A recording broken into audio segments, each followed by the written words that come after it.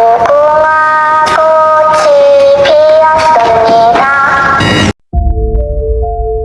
truly want a trial because I want a bloodbath talaga.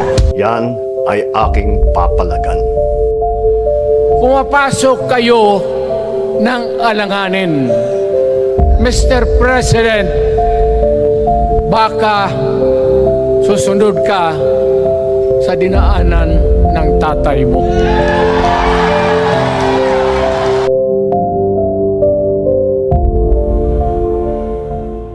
Nagkataon lang ba na si Vice President Sara Duterte ang target lock ngayon?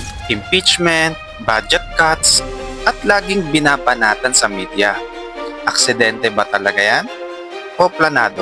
Ang tunay na laban ay hindi ngayon, kundi sa 2028 presidential election. At ang mananalo, trono ng Malacanang ang premyo. Ang Marcos camp at ibang kampo may hawak sa kapangyarihan ngayon. At baka may gusto silang ipwesto bilang susunod na presidente. Maybe someone else.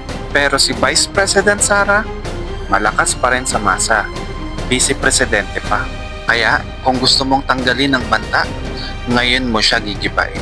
Kasi kung may gusto kang ingatan na kandidato, aalisin mo muna ang malakas na kalaban.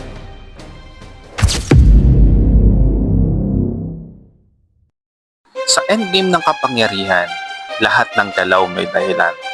Tanong, si VP Sara ba ang nabibiktima o ang taong bayan?